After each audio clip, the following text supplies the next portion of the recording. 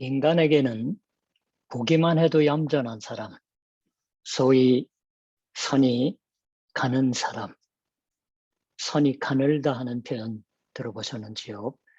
사람의 외모나 생김새가 여리게 보이고 섬세하다, 또는 성격이 잘고 꼼꼼하다, 일 따위가 진행되는 흐름이 뚜렷하지 않고 약하다. 선이 가는 사람과 반대로 선이 굵은 성격이나 행동 따위가 대범하거나 통이 크다. 혹은 도량이 큰 배짱이 있는 사람이 있습니다. 일설에 의하면 DNA가 다른 거다라 하는 설이 있다고 합니다. 학설이겠죠. 나아가서 또한 일본인의 75% 이상은 선이 가늘다고 하는 설이 있다고 합니다. 한국인에 관하여는 그런 연구가 있는지 찾아보지 못했습니다. 생활 환경이 바뀐 사람들 중에서 어쩌면 자신의 선에 가는 성격의 약함에 근심하고 있는 사람이 있을지도 모릅니다. 인간의 성격은 과연 바꾸어지는 것일까요? 또한 바꾸지 않으면 안 되는 걸까요? 혹은 성격은 바꾸어지는 면도 있을지도 모르지만, 그러나 그것이 DNA로부터 오고 있다고 하면 그것은 쉽사리 바뀌어지는 것은 아닐 것입니다. 그 경우 선이 가는 사람은 그리스도인으로서는 어떠한 걸까요? 이 세상을 살아갈 수 있는 걸까요? 지금 읽은 성경의 구절, 여기부터 13장까지는 고린도후서, 이 편지에 고린도후서 2장 4절에 눈물로 너희에게 쏟노니라고 말해지고 있는 눈물의 서간이 아니냐고 하는 설이 있습니다. 즉 사도 바울의 눈물의 서간은 잃어버려 발견되지 않는 게 아니라 고린도후서의 이 구절에 포함되어 버렸다고 말하는 겁니다. 이 부분에는 바울에 대해서 여러 비난의 말이 퍼부어지고 있던 것이 기록되어 있습니다. 그것은 두 군데에 있는 거지만, 하나는 1절로 바울은 너희를 대하면 유순하고 떠나 있으면 너희에게 대하여 담대한 인물이다 라 하는 것입니다. 또 하나는 10절로 바울의 편지들은 무게가 있고 힘이 있으나 그가 몸으로 대할 때는 약하고 그 말도 시원하지 않다 하는 것입니다. 하나는 유순한, 우리말로 이렇게 번역되어 있는 말이 성경에는 8번밖에 나오지 않습니다. 겸손한 또는 비천한, 시리에 빠진, 유순한, 또 비천한, 겸손한, 낮추다 라고 번역되어 있습니다. 똑같은 말이 의미를 살펴보시기 바랍니다. 유순한 바울이라 하는 비난이고, 또 하나는 만나보면 약한 바울이라 하는 말투입니다.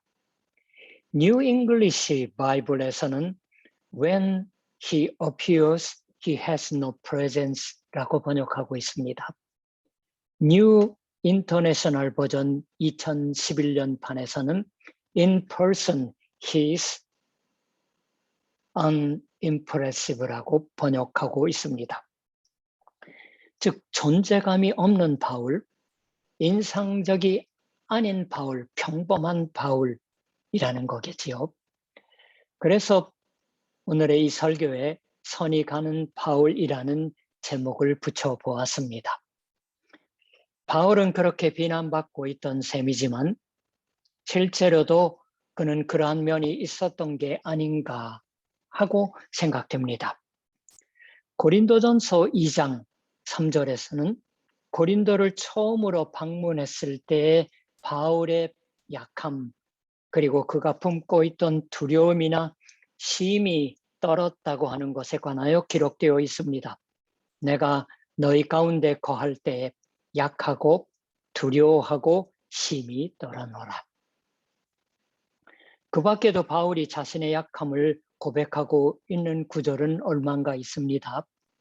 로마서 7장이라든가. 그 의미에서는 바울은 큰 소리를 치고는 있지 않으며 실제로도 약함을 가지고 있었다고 생각하는 겁니다. 그리고 바울은 그 자신의 약함을 수용하고 있던 겁니다. 우연히 패럴림픽 선수의 인터뷰를 텔레비에서 보았습니다. 본인이 태어나면서부터 하반신이 없고 손가락도 몇 개 없습니다. 태어나면서부터예요. 근데 본인이 바꾸어진 계기는 있는 그대로의 자신을 받아들인 것이다 하고 말하더라고요. 인터뷰를 보면서 왠지 눈물이 났습니다. 신약학자 케제만의 해석에 의하면 이러한 바울의 약함, 선입견은 고린도 교회 어떤 사람들의 비난의 대상이 되었습니다. 거기에는 참된 영의 사람이냐 어떠냐라 하는 문제가 관계하고 있었습니다. 즉 바울이 여전히 안고 있던 약함, 선입견은 그가 참된 영의 사람이 아님을 의미한다고 하는 비난이 있었던 것이 아닌가 하고 말하는 겁니다. 오늘날에도 있을 법하죠. 참된 영적인 설교자냐라고 하는. 이러한 것과 결부되어서 바울에 대한 비난으로서 두 번째 비난, 육신에 따라서 행하는 자라 하는 비난이 더해진 것 같습니다. 그러나 바울은 말합니다. 우리가 육신으로 행하나 육신에 따라 싸우지 아니하노니. 새 번역은 우리가 육신을 입고 살고 있습니다마는 육정을 따라서 싸우는 것은 아닙니다. 육신으로 행한다. 육신을 입고 산다. 그것은 스스로의 DNA를 짊어지고 있는 것도 포함될 것입니다. 우리들은 성격의 약함뿐만이 아니라 육체적인 약함도 체력의 한계도 짊어지고 다닙니다. 육신으로 행하는, 여기 행하고 있다고 번역되고 있는 말이 성경의 다른 구절에서는 대부분이 걷다, 다니다라고 하는 의미로 번역되어 나옵니다. 육신으로 행하는 것, 즉 정신적, 육체적으로도 약하게 다니고 있는 것입니다. 그러나 바울은 정신적, 육체적으로 약하다고 해서 그러한 것이 육신을 따라 걷는 건 아니라고 말하는 겁니다. 육신으로이지만 그러나 영에 따라 걷는 것이 허락되어 있습니다. 약함이나 한계를 갖고 있는 것, 즉 인간적인 약점은 영의 사람이 아닌 표시는 아닙니다. 그리스도에게 속한 것이 아닌 표시는 아닌 겁니다. 7절에서 바울은 우리도 그러한 줄을 자기 속으로 다시 생각할 것이라. 새 번역은 알기 쉽게 이렇게 번역해 줍니다. 우리도 그리스도께 속한 사람이라는 것을 다시 한번 스스로 명심해야 할 것입니다. 라고 말씀합니다. 우리가 그리스도에게 속한 것으로 산다고 하는 것은 필시 그리스도에게 속한 것으로서 싸우지 않으면 안 되는 사람이 되는 것입니다. 그리스도에게 속한 것으로서 싸우는 것은 절대적이라고 해도 좋을 만큼 피할 수 없는 것입니다. 또한 피하려고 해서는 안 되는 것입니다. 무교의 전도자 후지 타케시, 우치무라 간조의 제자라고 우리가 로마서 3장 21절부터 로마서 3장 21절부터 28절을 예배의 말씀으로 들었을 때 이분을 이미 한번 말씀드린 적이 있었어요. 부인이 30살 될까 말까 한 나이에 세상을 떠났다라고 하는 거. 이 후지 다케시에 관하여 이러한 얘기가 있습니다. 그의 아버지는 노일 전쟁 때 봉천 전투, 노일 전쟁 당시 1905년 2월 20일부터 3월 10일까지 약 20일간 만주의 봉천 근처에서 마지막이자 가장 치열했던 지상전으로 선양 전투라고도 불립니다. 오늘날의 선양이라고 한다고 해요. 제1차 세계대전 이전에 가장 치열했던 전투 중 하나로 손꼽히며 또한 노일 전쟁에서 비교적 가장 결정적인 결과를 도출하게 되는 주요 지상전이다라고 설명됩니다. 그러한 봉천 전투에서 싸웠던 군인이었다고 말합니다. 후지 다케시의 아버지가. 이 아버지가 세상을 떠나셨을 때 후지 다케시는 작은 신약 성경을 기념으로 친구들에게 선물했다고 말해지지만 아버지가 죽어서 기념으로 하면 좀 이상하게 들을지 모르시겠지만 한번 들어보세요. 그 속표지에는 우리는 여기 전사하리라. 한 발도 물러나서는 안 된다라고 기록되어 있었다고 말하는 겁니다. 그것은 그의 아버지가 실제 봉천 전투 때 부활을 격려하고 또한 그 자신에게 맹세한 말이었다고 말해집니다. 그것을 후지 다케시는 스스로의 삶의 방식으로서 기록한 겁니다. 그리스도에게 속한 자에게는 싸움이 있습니다. 육의 연약함은 단지 육체의 연약함만이 아니라고 이미 말씀드렸지요. 육체적인 시련이나 고통만이 아닌 겁니다. 육의 연약함은 마음도 몸도 전부 포함해서 하나님에게서 떨어져 있는 인간 존재를 육의 연약함으로 성경은 말씀합니다. 거기에 연약함의 뿌리가 있음을 영에 따라 싸우는 겁니다. 그리스도에게 속한 것으로 살아갈 때, 아니 그 자각을 새삼 새기려 할 때 자신의 약함, 선이 간음에 근심되는 것이 있을지도 모릅니다. 그러한 성격을 바꾸지 않으면 안 될까요? 아니 그것을 바꾸려고 할 필요는 없는 게 아닐까요? 선이 굵은 인간이 되려고 해서 있는 힘을 다하는 노력을 할 필요는 없다고 저는 생각합니다. 중요한 것은 자신이 선이 가는 인간인 것을 육에 있는 자로서 수용하는 것입니다. 저 파랄림픽 선수의 인터뷰에서 제가 들었던 것처럼, 그리고 동시에 육에 있으면서 육신에 따라 싸우는 게 아니라고 하는 것입니다. 하나님의 능력에 의해서, 즉 하나님의 영에 의하고 또한 그리스도에게 속한 것에 의해서 싸우는 거다 하고 마음을 굳게 먹는 것이 아닐까요?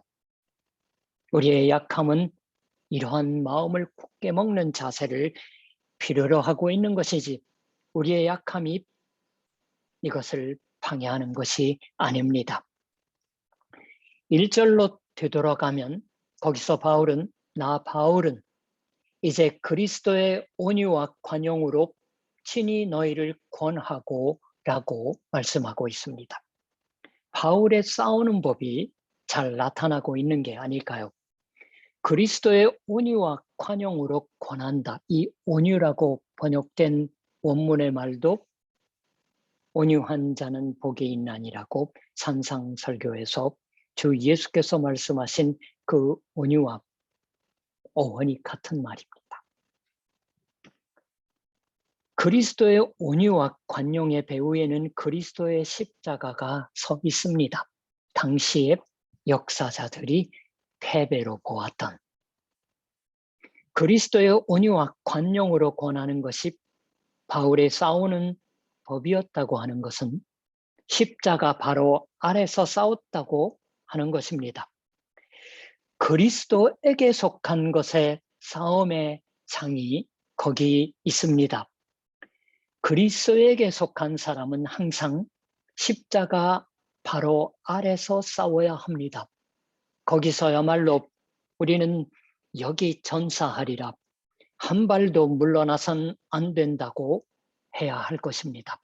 그것은 주의 십자가의 위로하심 아래, 그리스도의 온유와 관용 안에, 거기 약한 채로 받아들여지고 있는 까닭에 거기를 한 발도 물러서지 않겠다라 하는 것이 아닐까요? 성격이 바뀐다고 하는 것도 혹은 있는 걸지도 모릅니다. 예를 들면 오의 겐자브로상, 1994년에 노벨 문학상을 타신 분이에요. 종종 이분이 이야기하는 사람들 중에 그의 은인의 한 사람이라고 말해지는 히로시마 원폭 병원의 원장이었던 시게토 후미오라는 분의 얘기가 있습니다. 그분의 부인의 말에 의하면 젊은 무렵의 시게토는 곧잘 병을 앓았지요. 성격에도 얼마간 어두운 데가 있었지 않을까요? 까다로웠고 원폭을 당하고 나서 변해 갔던 겁니다. 그 전에 군대에 갔던 것으로 격렬한 근무에 견딜 수 있도록 신체가 다시 만들어졌고, 여러분으로부터 활달한 타입이라고 말 듣는 성격이 되었습니다. 그리고 그로부터는 이제 죽기까지 쭉 그대로였습니다라고 말씀하고 있습니다. 부인이. 이 얘기를 받아서 오해 겐잡으로는 시게토 박사가 그 근본적인 성격을 바꿔줬던 건 피폭 직후로부터 2개월, 하루의 휴식도 없이 계속된 의료 활동을 통해서였던 게 아닌가 하고 추측하고 있습니다. 육체의 상처보다도 마음에 입은 심한 타격으로 살아남기를 택하지 않은 의사가 이분 근처에 있어서 스스로 생명을 끊었다고 하는 일도 있었다고 말합니다. 시게토 박사는 살아남아서 그 경험으로부터 정신적, 육체적으로 자기를 바꾸어졌다. 눈앞에 많은 환자가 있었다. 그것도 매일 몇십 명이나 되는 사람들이 죽어가는 그와 같은 환자였다. 시게토 박사는 그 피폭자들의 치료에 몰두하여 그리고 살아남을 수 있었다라고. 인간의 성격이 바뀐다. 그것도 좋은 얘기다 하고 생각합니다. 그러나 또한 성격이 바뀌지 않는다고 해도 그것은 대단한 문제가 아닌 게 아닐까요? 살아남느냐 어떠냐조차 대단한 문제가 아니게 되는 장면이 있는 겁니다.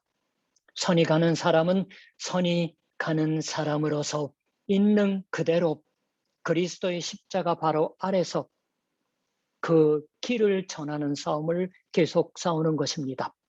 선이 가는 채로면 그것도 좋습니다.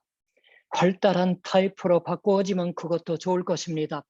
어떻게든지 그리스도에게 속한 자로서, 그리스도에게 속한 것으로 삼아진 자로서 계속 싸우는 거예요. 온유와 관용으로 한 발자국도 물러서지 않는 장소에 서서 계속 싸우는 것입니다. 있는 그대로 받아들여 주신 그리스도의 사랑 밑에서 기도하겠습니다. 하나님, 오늘은 전쟁이 끝난 지 76주년. 우리 한국인들은 빛을 회복했다고 하는 광복절, 일본인들로서는 패전의 76주년 기념이겠지요. 하나님, 그러나 누가 이기고 누가 패배했느냐 이전에 세상의 많은 사람들이 권력자에게 붙잡혀 패배한 것처럼 보였던 그리스도의 십자가 아래 서서 그 그리스도의 관용과 사랑으로 하나님 끝까지 싸우며 살아가는 우리의 삶의 모습이 되게 하여 주시옵소서. 예수님의 이름으로 기도드립니다. 아멘.